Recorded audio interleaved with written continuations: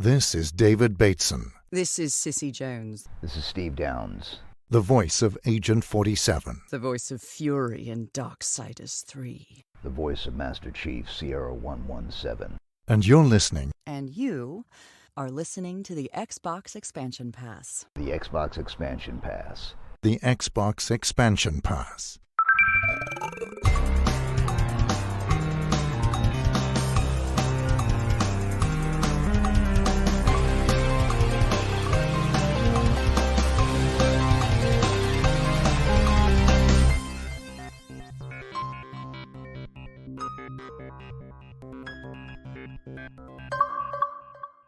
Welcome one, welcome all to episode 74 of the Xbox Expansion Pass, recorded on Sunday, March 14th, 2021.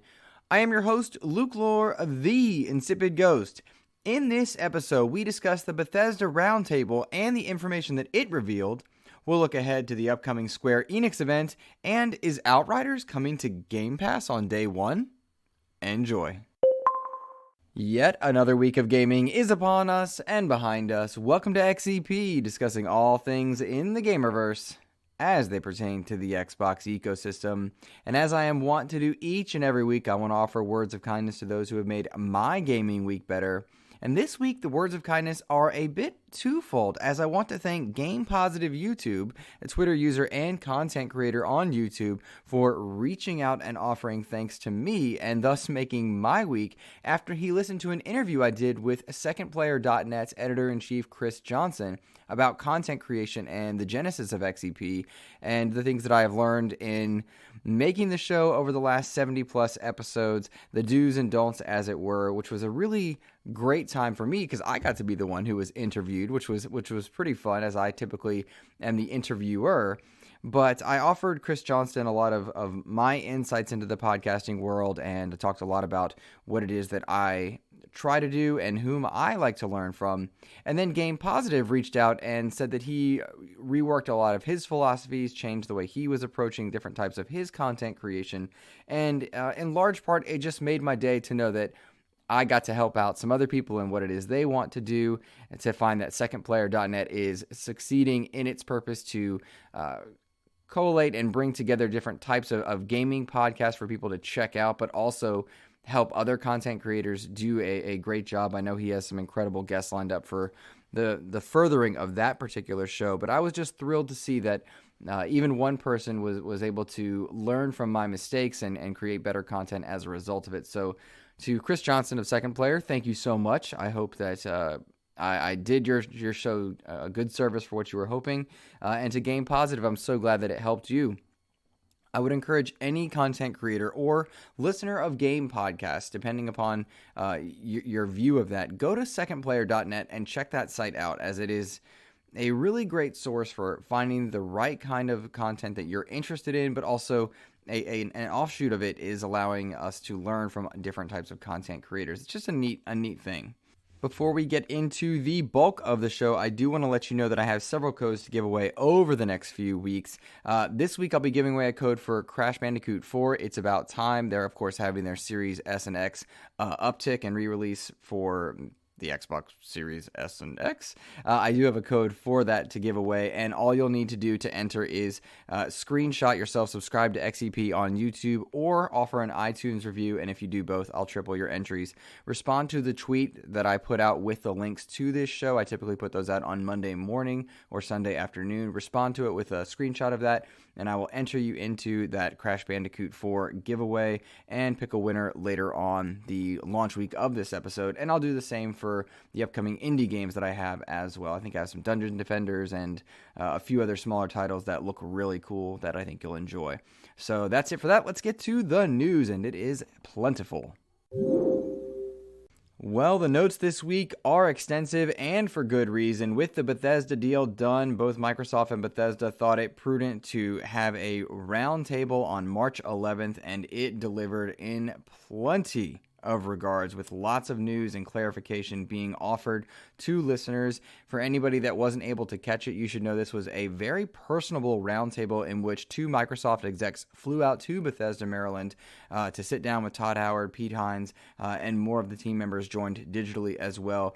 and they discussed just what this deal meant. This, of course, was the first day they've been allowed to actually work together, which is indicative, of course, of the legalities that are involved with a merger of this magnitude in the gaming verse. Now, if you're a bit tired and weary of the Bethesda stories that have been coming out over the last few weeks and the discussions that have taken place, stick with me through this, because the clarifications, I think, are very useful in understanding just what this deal is going to bring to the gaming verse, the changes that it's going to offer on a multi-platform basis and an exclusive basis. Of course, that's the rather tired discussion at this point, but the clarifications and the optimism that came from this roundtable was really, really enlightening in a lot of ways. The tone was rather jovial, as Pete Hines was the moderator for this discussion. He looked like an absolute natural, nailing it. There seemed to be a bit of editing involved there, but it was editing that I graciously and very much appreciated, I suppose, after many live events that Xbox has put on, seemingly failing to deliver in terms of the refined quality that you would hope for.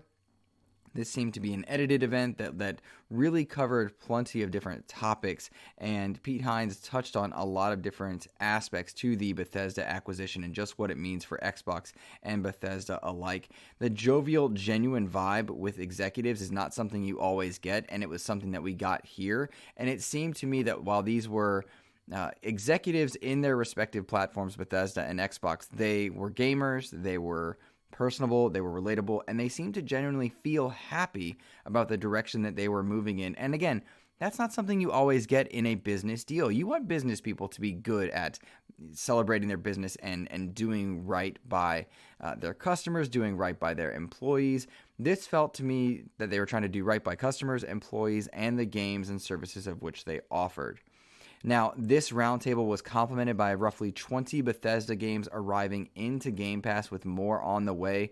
Titles like Dishonored, the Doom franchise, now the very prominent Elder Scrolls Online, and games like Morrowind, Prey, Oblivion, Rage 2, all arriving into Game Pass as well. And several of those games are also the recipient of the newly released FPS boost feature, the frames per second boost.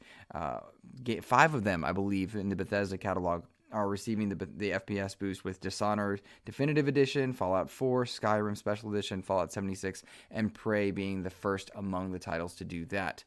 That is, I think, a great natural extension and a great immediate way to show fans that Bethesda is part of the Xbox family when you have 20 titles, from old legacy titles like the old Doom games to the more recent Doom Eternal, dropping into that catalog immediately for Game Pass customers. Really is a statement of intent for Microsoft and Xbox and Bethesda to show that they're fans that, Bethesda is a part of the family now. They're going to celebrate the heritage. They're going to celebrate with exclusivity going forward, and there's a lot to look forward to with the refined features like FPS boost to titles that many people think of as beloved. Moreover, being included in Game Pass allows certain titles to perhaps gain second life, or cult classics or games that may have been overlooked by the masses in their release time. They now have a second chance to garner that much more attention, because all eyes are on these particular titles as they drop in with this Bethesda deal. Now, I've heard many times Evil Within, Dishonored, and Prey be discussed as incredible games now in their own right that are deserving of more fanfare than they initially got. You might argue that Dishonored and Prey and Evil Within each had a cult-like following, which is appropriate, I suppose, thematically in some senses. But that cult following that they had of being extremely good games in their own right, but not landing at the 10 million mark mass appeal type thing, this gives them a second chance to be appreciated by an audience. I think the Xbox audience is likely to accept them with open arms, because they've been so desperate for games that they could call their own, either by homegrown talent or acquisition. It doesn't really matter in the long run. Those are for podcast pundits to care about, but gamers really will not care about that kind of thing. This is a great chance for those games to receive new light. Now, beyond the immediate effects of Game Pass arrivals and boosted classic games and back compat, there were a lot of pieces of news and information that came out as well, as far as the near future and the prolonged future that we're going to see as a result of this. There is a summer event coming.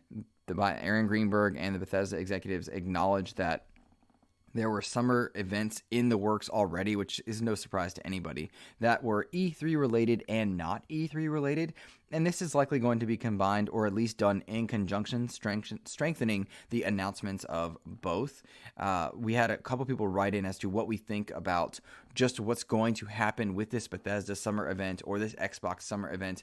Is it going to be one event overall? Are they going to happen back to back? Are they going to happen separately? What will the branding be therein? Stuart actually wrote in on this one on Twitter, and he said, do you think the Microsoft Bethesda deal will be releasing anything new this year? His prediction, of course, is that Wolfenstein 3 will be in the fall of 2021, so this year. Stuart, as far as this summer event goes, I think you'll see a either back-to-back event where, like, Xbox goes at 7 o'clock and Bethesda's at 8. Or what I would really like to see is an hour and a half, 90-minute Xbox Games showcase where Bethesda is simply included in that, and they spotlight and are gaining attention within it, because Bethesda has done some incredible E3 events. They've also had some duds. I was there at the event in 2019 that really seemed to celebrate and acknowledge their successes, to acknowledge their drawbacks. I think Bethesda has been very open about their failings with Fallout 76 and Elder Scrolls Online, and since those games have recovered incredibly. In fact, it came out in this exact roundtable that the Elder Scrolls Online has 18 million players, with 3 million players being added in the last year. Mind you, that is a multi-platform game that is going to be boosted that much more by Game Pass. Certainly, there's some overlap in that, but when you think about a roughly 15 million Game Pass subscribers and the 18 million players that have played Elder Scrolls Online, the chance for cross-pollination there is ripe for it. We also found out that Fallout 76 is one of the most played games on Xbox, and equally so, the game is really on track and doing a fantastic job at creating content and being a very healthy online experience for the community, and it has a very enthusiastic community, and that surprised me, I suppose, a bit when we've had news stories in the past few years about Anthem, about Destiny, about Avengers, and rough launches like 76, and some of those games being abandoned, some of those games really faltering, and some of those games recovering brilliantly. It was encouraging for me to find out that Fallout 76 was as healthy as it was. I was rather blind to the idea that Elder Scrolls Online was as popular as it was. And so to see that those are being as supported as they are, that was encouraging. Now, to go back to Stuart's actual question as to what I see happening this year, I don't know much about what we're going to see launching from Bethesda specifically this year. I think the conversation tends to revolve around Starfield, which we know now is an open world RPG. And that's about all we know. We don't know much else beyond that. But a lot of people seem to think that's happening this year. I'm a bit skeptical on that idea because we've seen so little of it. We've not seen much beyond some grainy leaks here and there, and we don't even know what kind of game is it. If it's open world RPG, is it first person? Is it third person? Is it going to be more like Fallout, or a third-person action game like a third-person Destiny, or an Anthem but with content? I do not know. I don't even know what Starfield is, or even what time period it's set in, for goodness sakes. I mean, it looks near future, maybe. There's a lot to wonder about that. For my money, though, Stuart, I think if you're Xbox and you're Bethesda and you're sitting down, you're like, all right, how do we generate excitement, bring more people into our ecosystem that is now shared? You put up splash screens for future projects like Dishonored 3, like The Evil Within 3. You greenlight those games, and you give those fans that are hardcore, passionate, and loud on the interwebs, but maybe didn't all purchase into those ecosystems initially, and you generate hype around those two franchises that are high-quality games and deserving of more fanfare than they initially get. If you put up those splash screens and just say, in future or coming, or Dishonored 3 in production now, you can pull a Nintendo, a Metroid Prime 4, as it were, and get people excited about your platform and what the future brings. Sony has done this masterfully with games like God of War Ragnarok, where we are all buying into that ecosystem, excited for the next experience in that franchise because the early one was so good. But we have no timeline for it. But I think God of War Ragnarok genuinely is going to sell, and is selling, PlayStation 5s. People are buying for that investment. If you splash screen cult classics like that, then people will be talking about it for months and perhaps years to come as they're excited for the next iterations of those franchises. Not to mention the added benefit that many Bethesda titles exist on other platforms. PC and PlayStation are kind of the most obvious there, but when people play Dishonored 1 and 2 and then find out that Dishonored 3 is on the way, but they can only play it in Xbox's ecosystem, I think that generates a lot of hype and successful amounts of marketing just organically for it. But beyond that, Stuart, I don't know what specifically you'll see this year. Again, the thinking is Starfield. If they have a Wolfenstein 3 in the queue for 2021, I would be surprised, mainly because we've heard no true mutterings on it. I don't think Wolfenstein Youngblood did that much in the way of advancing interest in Wolfenstein. I think it may have actually hurt it just a bit. And Machine Games certainly has other projects and talents that they could be putting it towards. Also, the timelines don't seem to match well for a lot of AAA games to be released in 2021 that we don't know about. Certainly, COVID delayed games that should have been 2020 games or early 2021 games. Certainly delayed that in some cases indefinitely, in other cases in a reasonable amount of time. Moreover, what platforms would they be releasing on? Are these Series S and X games, or are they Xbox One Series X games, like blended generation type stuff? I don't know how you approach that without having heard much this year. That said, we do know, based on Jason Ronald's comments and in this exact roundtable, that there are games on the way. There are games that are going to be exclusive to the Xbox ecosystems on the way. And that exclusivity conversation has been one that we've heard many times. We've talked it to death in speculative.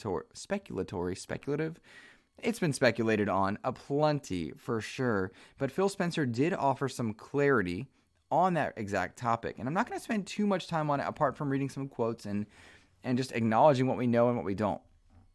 It was said in regards to exclusivity that there were contractual obligations that must be fulfilled, and that partnership is really about delivering exclusive games that ship on platforms where Game Pass exists.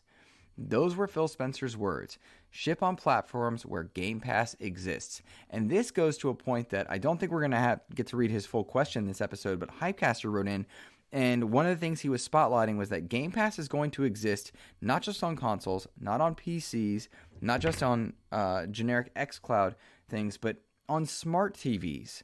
They're going to exist on various stick devices. I mean, there are theorized Xbox, like Fire Stick type devices out there, but certainly at some point in this generation, there will be ways to access Game Pass that will not require a console in any way, shape, or form. They will simply require a controller, and in ways that we're not doing it right now. Smart TVs is the easiest example because we know that is on the way.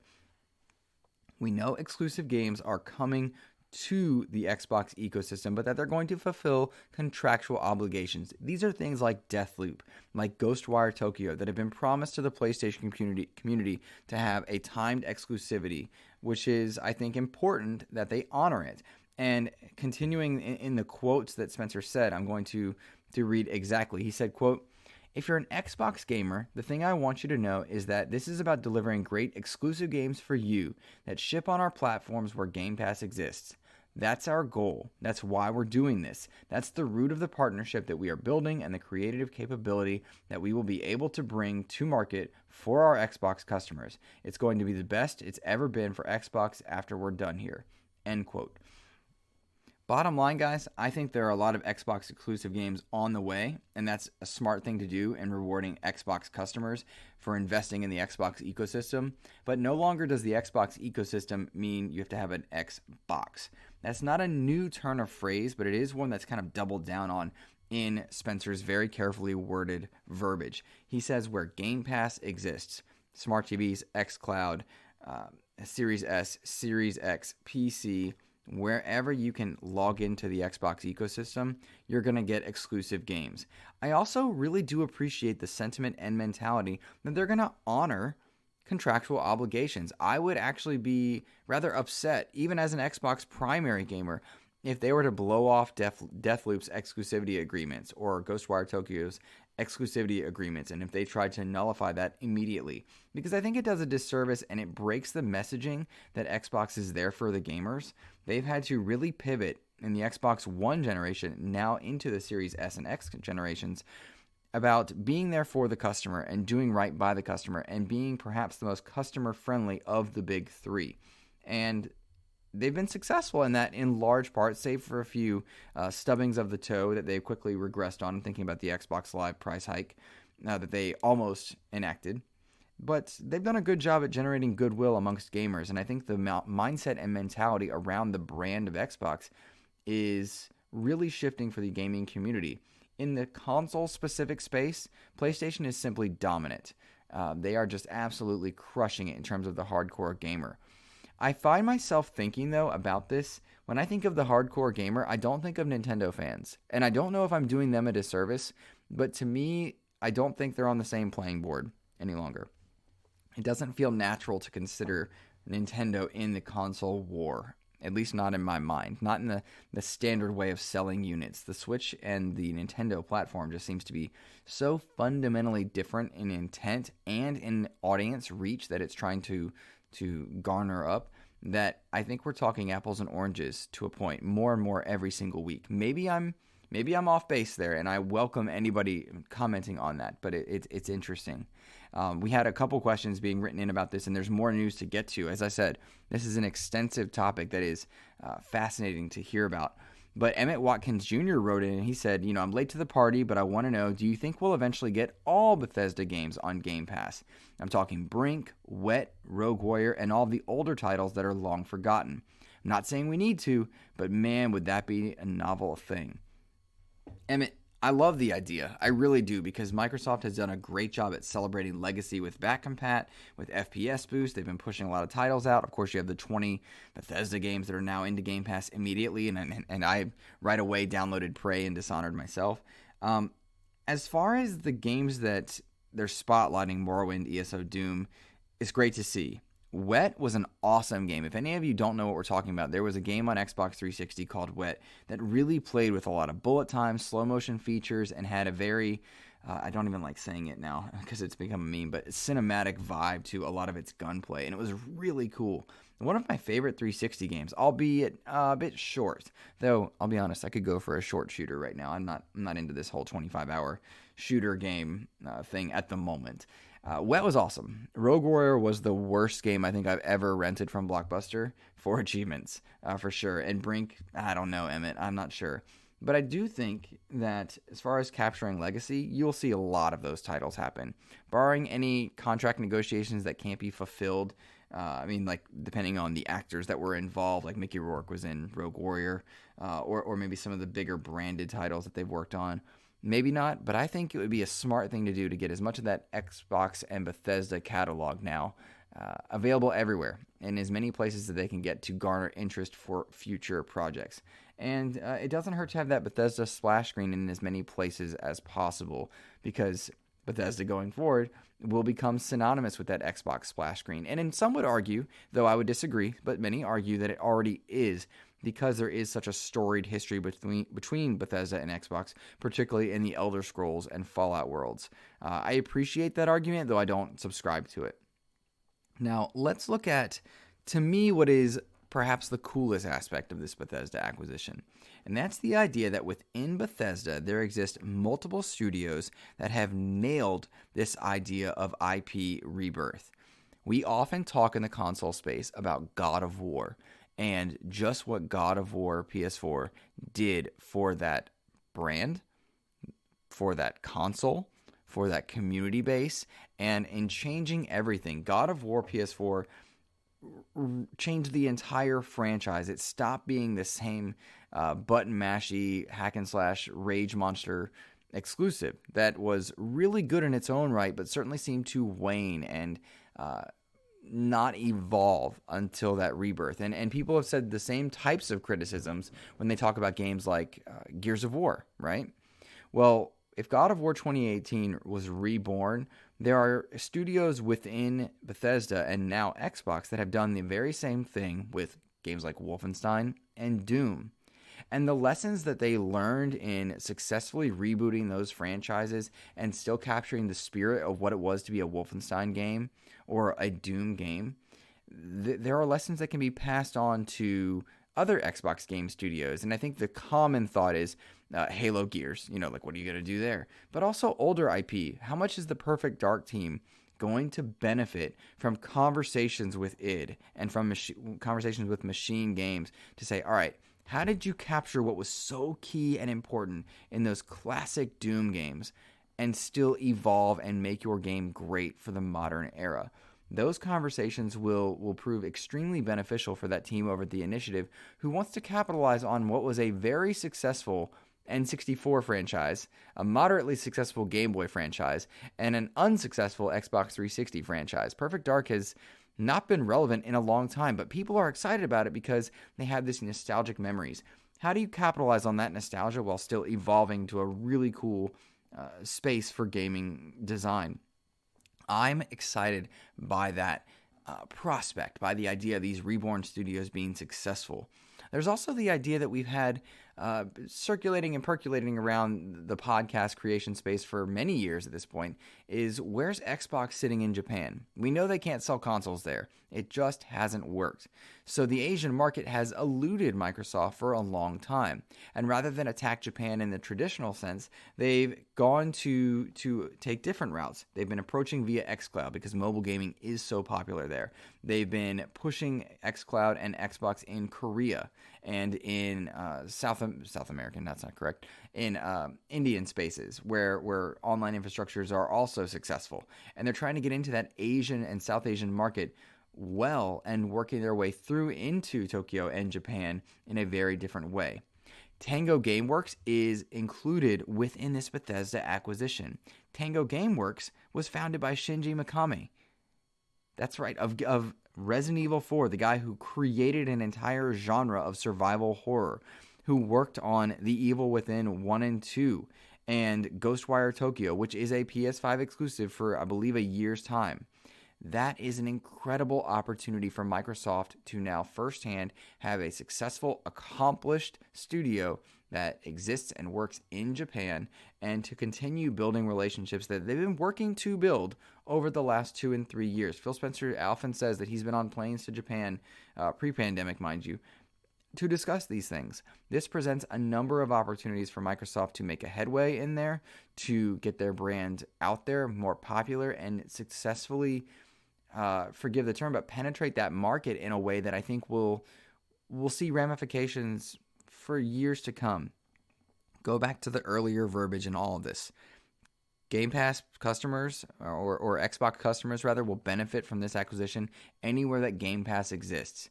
And in the Asian markets where internet speeds are just incredibly fast and far faster than in the European and North American markets, xCloud is it. That's it. You don't need to sell consoles. You need to sell subscription numbers. xCloud is the way to go. And can you imagine if Dishonored 3 or The Evil Within 3 launches on xCloud day and date in those markets, or Tango Gameworks puts out a game there? There's a big opportunity for the furthering and the advancement of the Xbox brand that has been largely stagnant in those markets for sure. So, I mean, plenty more to talk to there, but I love the idea that we find out Elder Scrolls Online and Fallout 76 are far more successful than I realized. I love the idea that we have opportunities for a lot of different interworkings and conversations about the elements of things that Bethesda does very well. Gunplay with id, what are they going to do with talking to 343 and the Coalition about making their weapons feel fantastic? What are Elder Scrolls and Fallout 76 going to learn from Sea of Thieves and cultivating online communities and crossplay? The Orion streaming service that existed by Bethesda, how does that impact Game Pass and xCloud going forward? There are so many conversations that there are mutually beneficial ideas for both companies that are now one company, I suppose, now that ZeniMax is there. It's thrilling, and the ideas are going fast and furious, and I'm excited for it in a way that I don't think I was before the roundtable. It was the tone, the attitude, the way they discussed projects, and I wasn't the biggest Bethesda fan, but I felt better about it as I learned more about these studios, and I think there is just a lot that's going to be happening there. I'm also guiltily going to admit I totally want that fighting game that is percolating around in people's mindsets. It's totally concept art, but the idea that you would have a fighting game with Doomslayer versus Ori, yeah, I want that game. In non-Bethesda news, Square Enix made a bit of a splash this past week in announcing that they're going to have a 40-minute show taking place on March 18th at 10 a.m. Pacific, 1 p.m. Eastern to spotlight several of their projects on their social channels, on their Twitch and YouTube's pages, respectively. And I had a lot of mixed reactions when I saw the list of things that they're going to be talking about. First, Outriders is on the list. Now, Outriders, I am thrilled by. I love that Outriders demo. It took a little bit to grow on me. A few of the cinematics got me a little nauseous. I just skipped them. But that gameplay, man, I am there for it. Pre-order the game as a result of the demo. I am just ecstatic to play Outriders. We know they're going to be talking about something related to the game, which would make perfect sense to talk about, what they've learned from the demo, what it is they're going to be doing going forward, getting people excited for their upcoming project. Easy win there. However, added caveat to that, there's the possibility and rumor that has a bit more credence than I think I would have initially thought, that Outriders would be launching day and date onto Game Pass. Now, this comes from a tease that the Game Pass Twitter handle is known for doing. And before you dismiss immediately and outright, allow yourself the latitude that I had to give myself before I realized that it just makes a lot of sense. That Melissa McGame Pass character that Game Pass Twitter handle uses to hilarious degrees, and I absolutely love it, used verbiage about a game that is coming up, a new game, I should say, that is confirmed to come to Game Pass and is going to be brand new for people. It references phrases like mysterious signal and anomaly. And when you go to the Outriders marketing, you've got new game, you've got the words mysterious signal and anomaly, and people are connecting the dots rather easily. It was meant to be a very obvious reference in that Melissa McGame Pass type of email that people are getting excited about. It's meant to be comedic, and it's not meant to be too elusive. They want people guesstimating and theorizing because they're talking about the service. And I cannot think of a better thing to happen to Game Pass in the month of April than Outriders coming day and date. If March is all about Bethesda, the idea that Outriders would launch day and date onto Game Pass is incredible. The game is a blast. It would need a good community and a good install base to gain even more notoriety. Not to mention it's a multi-platform game.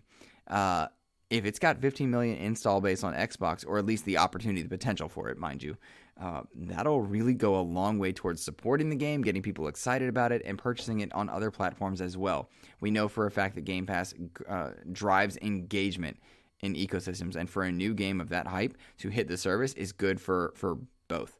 I can't imagine a conversation that where launching into Game Pass hurts the game, particularly after the Avengers stuff. So whether or not it's coming to Game Pass, I don't know. But I imagine we'll find out on the 18th just what's happening with Outriders. But I'm stoked for the game regardless. If it's not coming to Game Pass, I'm buying it because I'm just so into that game. Now, also on the list for this 40-minute show that Square Enix is announcing, there's some Life is Strange stuff. There's a new episode of Life is Strange. There's Marvel's Avengers on the docket. There's Tomb Raider 25, which let me back up here. Marvel's Avengers, I'm not sure anybody cares about right now. I think they have just, that game is just in a bad spot. The announcement that the grind will get harder to advance your characters, the lack of content that's in the game, the fact that the first two characters were archers, and we know that the next character after that is to be Spider-Man, which is exclusive to PlayStation. I just don't know who's playing or who cares about this game anymore. I re-downloaded it. I liked flying around as Iron Man, but the game got boring real quick.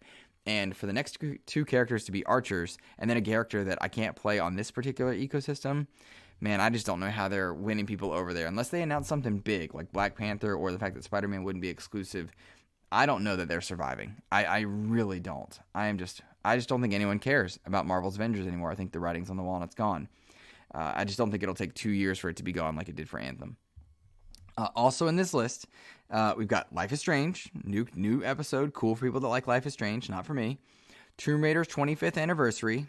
I don't think anybody's really caring about that, not to my knowledge. Maybe there's a collection that's released of Tomb Raider games, but most of them are available in Game Pass or via back compat.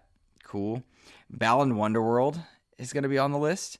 That demo did terrible. I just can't imagine that's going to be a big deal. Just Cause Mobile is on the list of things to discuss. You got to be kidding me on that one.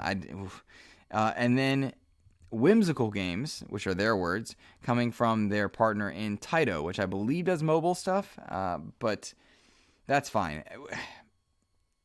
I feel for Square Enix right now because Outriders is the jam. Life is Strange, niche interests. As much as people want to celebrate it, and it's deservedly so in its genre, it doesn't have a lot of mass appeal beyond its genre. Avengers, dead game, seemingly, which I hate using that phrase, mind you. Tomb Raider 25th Anniversary, I don't think people care when you can play the up-res versions in Game Pass of all the modern Tomb Raider games, which are great in their own right, but interest seems to be waning. Balan Wonderworld, just a bad demo. Game's not good. Nobody said good things about it. A mobile Just Cause, I don't know who's asking for information on that, but I mean, good for your fans. And then more mobile games that are whimsical from Taito, I don't know who's interested. And I'm saying all of this not to be, maybe I am saying it to be dismissive. I'm processing my own thought patterns here. None of this thrills me except for the Outriders stuff. But I was already sold on that. I can't imagine I'm going to get sold on much more here. I'm interested to know what's going through Square Enix's mind and what their mindset is and what they've got on the slate, and if they'll change my perspective on it afterwards. Don't mistake my trepidation and my doubt on this for me rooting against them. I am not. In fact, I really want Avengers to be back on the market and good. I really do. I like games like that. I enjoy being Iron Man. I want to be a superhero. I love superhero games. But for God's sakes, I can only punch so many robot tanks at a time. It just feels like this presentation is well intentioned, but next to the Bethesda stuff, it falls very flat. However, an Outriders on Game Pass day one, that's the best thing that could happen to Square Enix right now. They need the goodwill. They need the interest in one of their games. People Can Fly would certainly benefit from the hype around it, and I think it makes sense for that kind of game in general as well. So that's the win if it takes place, and if it doesn't, they got to show something good. We'll see. We will see.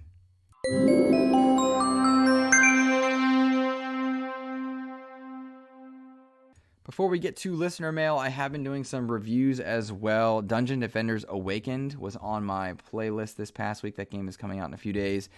Not thrilled by it. That's to say the least. A lot of frame rate issues, a lot of frustrations there. I'll go more in depth once the game is released and it's more available to everybody. I liked the Dungeon Defenders Tower Defense third-person action ideas. I really do like that brand, as it were, but it's fallen short for me. I do have an extra code to give away, though, once the game releases for anybody that is interested in it. We'll probably do the same thing, like, hey, have you reviewed the show on iTunes, or have you subscribed on YouTube or whatnot? But that's kind of one of the things I'm playing. I'm also kind of biding my time for Outriders. I played Halo Master Chief Collection recently, which on the Series X and on OLED TV, good lord, that game looks good. And I've been poking around some indies, having a good time, still working my way through Hitman. There's a fun, I'm on an Alien kick right now, so I'm playing Alien vs. Predator, and I bought Aliens Colonial Marines. That'll be here soon. That's not a back compat game, so I have to boot up the 360 to play that, but I'm just curious to play it now and just how it ages. I'm sure terribly, but $5 is whatever. I'm just interested to see how that's going, and I'm playing a game that's kind of in that vein called Xenocrisis, which I've spotlighted and talked about before. That's a game I love. Fun little indie title over on Game Pass. You should check it out. But let's now go to listener questions.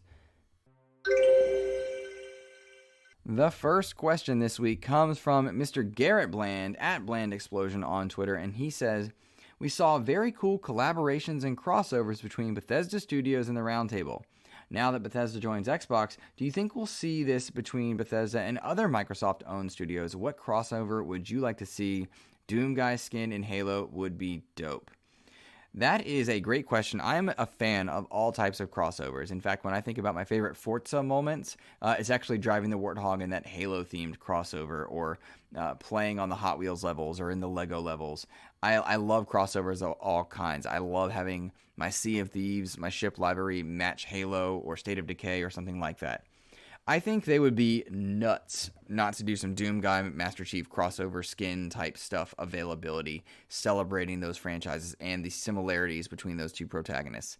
Now, we've seen fan creations of it all day long, but we absolutely need more of it.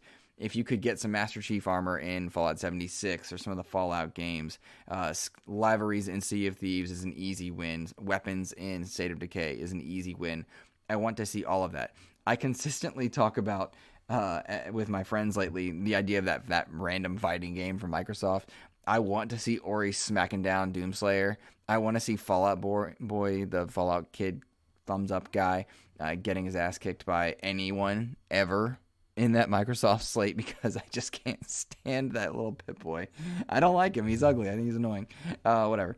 But I would love to see more of those franchises explored and doing little celebratory crossovers. Those are fun. They're a great way to cross-pollinate and let fans get excited. I mean, I'm thinking back to the Ubisoft Capcom Division content where you could be members of the RPD, the Raccoon City Police Department, in the Division 2. That was great, and it brought some people back to Division 2. It rose awareness for Capcom properties like Resident Evil. Those are great. I love collabs, and I'm just all for any kind that we can get, for sure. And I want to see the studios having fun with each other, celebrating one another. In Rage 2, which is a really fun Bethesda title that has great gunplay and some neat driving, I suppose. A pretty forgettable story. You know, I'm not telling you it's the game to play every time, all the time, but it is a fun game that you shouldn't miss out the opportunity to try, I suppose is the right way to put it. But in Rage 2, you can get plenty of Doom content. Well, that was cool. You know, getting the BFG and seeing some cool armor and stuff like that. Those are fun collabs to have within the Bethesda universe. But now that they can cross further lines, I want to see lots of it. I absolutely do. And I hope they are exploratory in just what they can accomplish. And moreover, I hope the studios take some liberties and poke fun at one another in a good way. There has been a lot of talk, Garrett, about this whole In Exile, Obsidian, and Bethesda idea of RPGs and competition between them, and everybody's like, Fallout New Vegas 2 made by this, ditch your platforms and make this game or that game. Heck no. Have some fun with each other. Celebrate the fact that you used to be competitors and now you're family. That's what I want to see. The next question comes from Mr. Skinny Matt, and he says, as someone that hasn't played any Bethesda games, what are 2 and 3 games that are now on Game Pass that I need to check out? Great question, Skinny Matt. I think a lot of people are asking this particular thing, and of course it will come down to just what you are interested in. If memory serves, Matt, I believe you're mostly a Nintendo gamer by trade, and if I'm wrong on that, I apologize. And if you've ever played any of the Bethesda games that are available on Switch by way of your Nintendo interest, I think you should absolutely download them on Xbox to see and feel the difference. Just how different is Doom 2016 on Switch versus on a better resolution, faster box like an Xbox One X or a Series S or X. I know for me, the difference is massive because I'm fortunate enough and spoiled enough to be on an OLED TV with a Series X. But just to feel the difference between anything you might have played Bethesda-wise on your Nintendo platform, I would download just to try out, whatever that game is. Beyond that, Doom 2016 is always my recommendation for somebody that is trying to check out Bethesda stuff. And similarly, Evil Within 2. Both are extremely highly regarded and representative of the talent that Bethesda has and offers in terms of single-player experiences. For anybody that has the time, my understanding is that Elder Scrolls Online is a fantastic option. Thousands of quests, a really ripe world that is far more respected than I realized, and I'm new to that idea. And if I wanted to try out an online game, or let me rephrase, if Outriders wasn't on the horizon, I would be in Elder Scrolls Online right now. I'm just holding off because I don't want to get addicted and then bail on Outriders or Elder Scrolls. You know what I mean? I just don't want to double dip, I suppose, yet. I know I myself am going to be trying out Dishonored. I didn't give that game the chance, or I bailed on it very quickly way back in the day. Now that it looks like Arcane's going to be more well-supported, it makes sense for me to be well-versed in Arcane's work. So I'm going to be checking out Dishonored. And then, as I mentioned a few minutes ago, Rage 2 is not as polished as a Doom, but it has some cool open world elements, some great gunplay. Again, forgettable story, but if you like that Mad Max aesthetic, Rage 2 is a good time. But skip Rage. Don't play Rage. That game's bad.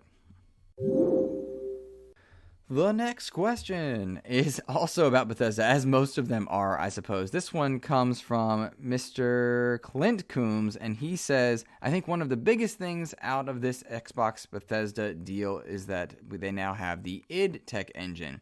What games in Microsoft's library would you like to be seen made with this engine going forward? Have a great one.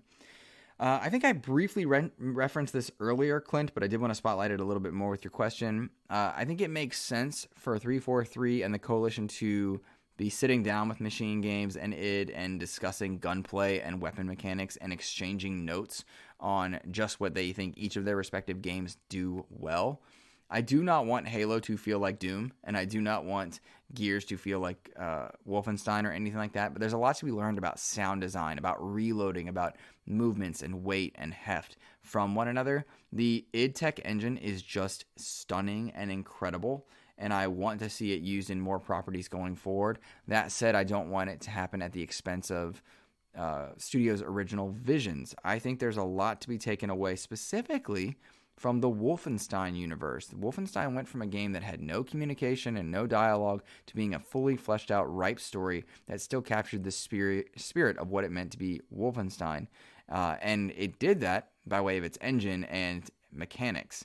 So I think there's a lot to be learned there. Maybe the Perfect Dark team actually learns a lot more from that IdTech engine, adopting it going forward, or elements of it, or at the very least, the do's and don'ts that could be learned from it.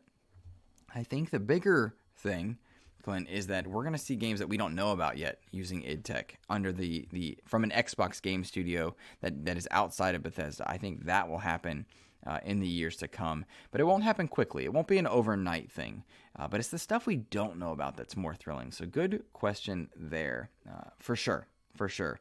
And I think this kind of bleeds into Assemble Show's question. And Assemble making incredible YouTube content, by the way. Shout out to you, man. You are just blowing it away, and I am envious and proud of your success, my friend. He says, Phil Spencer commented that they have contracts with certain titles on other platforms like Sony, and that they will keep these commitments. Do you think once a contract is up, Xbox will put any or all of those Bethesda titles on Game Pass exclusively? I assume Assemble, well, I'm making sure I understand your question correctly. You're saying that once an exclusivity deal is up, that game will only be available on Game Pass. I do not think that's the case. I think, Deathloop will always be for sale on PlayStation, and that's a good thing, because then once it is on Game Pass, you can either buy it on PlayStation with your hard-earned money, or you can just, subscribe to Game Pass, get all that value, and you can play it there. If that's not what you mean, I don't think they'll be pulling titles from like PlayStation Network stores or anything like that. Going forward, and anything that's not announced right now or not contractually obligated, I think it will be exclusive, with a few exceptions in games like Fallout 76 or content that's going to those particular games. Those are probably the only exceptions that I can think of there. Good question. Not one I think I have a great answer for you at the moment. I think time will tell, case by case, all those buzzword answers that are PR specific that we just don't have the details on just yet. Goodness gracious, we have been going for 45 minutes at this point. A lot to be discussed here from this Bethesda merger and just what it offers there. Of course, there was plenty more gaming news in the gaming space, but this was the big stuff, and I hope you enjoyed this episode. At the top of this episode, I talked to you guys about secondplayer.net, and I will double down on that, hoping you guys go check out my interview over there, where I spoke with Chris Johnston about how XEP came to pass, how it was created, how it was formed, the lessons I've learned, some of the interviews that stand out in my mind. I was really proud to get to be on his first episode, and I consider that a very high honor, and so I thank you, CJ, for that, for sure. Beyond that, don't forget you can win a copy of Crash Bandicoot 4 for Xbox Series S and X by responding to this episode's announcement tweet over on Twitter at InsipidGhost with a picture of, or a screenshot, I should say, of you subscribed to XEP over on YouTube or of an iTunes review that you have posted. Of course, the idea there being I want to bring more people to the show celebrating the show. It's okay if you've already entered competitions like this again. I still want to see those entries. And if you have both the screenshot of subscriptions on YouTube and iTunes reviews, I will triple your entry there for this particular giveaway. I appreciate all of you guys. I hope you have a wonderful, safe rest of your week. I've got a lot of things I'm looking forward to and nervous about. I've already gotten my second Pfizer shot, so that'll be setting in over the next week or so. I'm welcoming students back to the classroom. I'm very nervous about that as we go to in-person learning in a hybrid schedule, so I'm going to be very tired. I have the Snyder Cut, which I am desperately excited for. Nobody please rain on anyone's parade if they've been waiting for 5 years for a movie to be made since the dawn of Man of Steel and beyond. I've just loved the Snyderverse, so I'm very excited about that, and try not to take away anyone's enjoyment there. There's a lot of great DC live-action content. You can celebrate multiple universes, which is dope. And, of course, there's this Square Enix Roundtable, which I'm excited for, and there's a lot looking forward to. I think for interviews for this show, I know I'm going to be talking with Jeff Grubb over the next few weeks and a few other people kind of unconfirmed right now, but I had taken a break from requesting more interviews simply because of my schedule being so busy. But I'm looking forward to bringing more people back on.